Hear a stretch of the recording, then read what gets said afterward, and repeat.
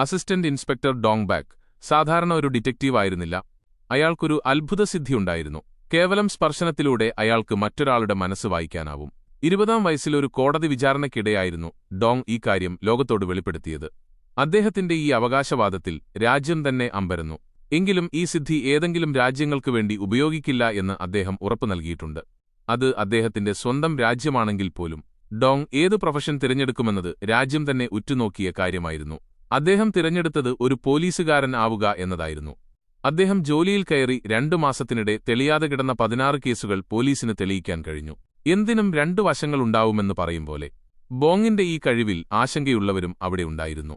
ഒരു ഫോൺ ചോർത്തുന്നതിനേക്കാൾ വലിയ കുറ്റമാണ് മനസ്സ് വായിക്കുന്നത് എന്നതാണ് മനുഷ്യാവകാശ പ്രവർത്തകരുടെ വാദം. അതുകൊണ്ടുതന്നെ മാധ്യമപ്രവർത്തകരുടെ കണ്ണെപ്പോഴും ബോങ്ങിന്റെ കൂടെയുണ്ടായിരുന്നു. വൈകാതെ തന്നെ അത് അദ്ദേഹത്തിന് വിനയാവുകയും ചെയ്തു.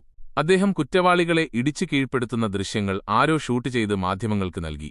മാധ്യമങ്ങൾ ഭ്രാന്തിളകിയ മട്ടിൽ വിഷയം ചർച്ചയാക്കി. അവകാശങ്ങളിലേക്കുള്ള കൈകടത്തൽ എന്നും പറഞ്ഞ് ഒരു വിഭാഗം ജനങ്ങൾ പ്രതിഷേധിക്കാൻ തുടങ്ങി. അയാൾക്ക് ഉന്നത ഉദ്യോഗസ്ഥരുടെ മുന്നിൽ ഹാജരാവേണ്ടിവരുന്നു. ഇതും കൂടി ചേർത്ത് 8ാമത്തെ തവണയാണ് അയാൾ അന്വേഷണ ഉദ്യോഗസ്ഥർക്ക് മുൻപിൽ ഹാജരാവുന്നത്. അവർ അവനോട് 2 മാസം അവധിയെടുക്കാൻ നിർദ്ദേശിക്കുന്നു.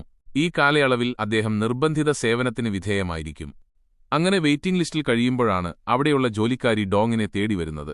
ഇന്നലെ രാത്രി ബസ് ഇറങ്ങിയ ശേഷം അവരുടെ മകളെ കാണാതായി. ബസ് ഇറങ്ങി 10 മിനിറ്റ് നടക്കാനേ ഉണ്ടായിരുന്നുള്ളൂ. പക്ഷേ മകൾ രാത്രി വീട്ടിലേക്ക് വന്നതേയില്ല.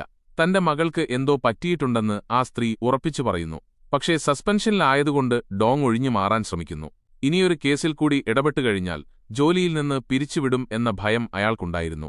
എന്നാലും അയാൾ ജോലിക്കാരിയുടെ മകളെക്കുറിച്ച് അന്വേഷിക്കാൻ ഇറങ്ങുന്നു. ആരും അറിയാതെ. ക്യാപ്റ്റൻ കൂവിന് അറിയാമായിരുന്നു ഡോങ് ഇതിനു പിന്നാലെ പോകുമെന്ന്. അതുകൊണ്ട് പാർട്ട്ണറായ ഓസെ ഹൂനെയും ഡോങ്ങിന്റെ കൂടെ അയക്കുന്നു. ഇരുവരും ചേർന്ന് ആദ്യം പോകുന്നത് സംഭവസ്ഥലത്തേക്കാണ്. അവിടെ സോൾ മെട്രോപൊളിറ്റൻ ഏജൻസിയിൽ നിന്നുള്ള ഒരു ഉദ്യോഗസ്ഥൻ നേരത്തെ തന്നെ അന്വേഷണം നടത്തുന്നുണ്ടായിരുന്നു. ഡോങ്ങിന് പരിചയമുള്ള ഉദ്യോഗസ്ഥനായിരുന്നു അത്. പണ്ട് ഇവർ ഒരുമിച്ച് ഒരു കുറ്റവാളിയെ പിടിക്കാൻ പോയതിനിടയിൽ ഈ ഉദ്യോഗസ്ഥൻ കുതിരസവാരി കാണാൻ പോയി. അതോടെ പ്രതി രക്ഷപ്പെട്ടു. ഡോങ് അത്തരത്തിലുള്ള പഴയ കാര്യങ്ങൾ പറഞ്ഞ് ഉദ്യോഗസ്ഥനെ പരമാവധി പ്രകോപിപ്പിക്കാൻ ശ്രമിച്ചു. അത് കയ്യാങ്കളിയായി മാറി.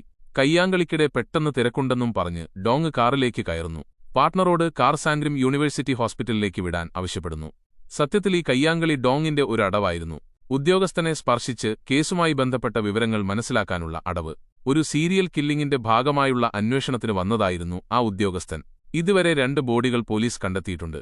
2ഉം കോളേജ് വിദ്യാർത്ഥികളായ പെൺകുട്ടികളായിരുന്നു. 2 പേരുടെയും പ്രായം 20 വയസ്സായിരുന്നു.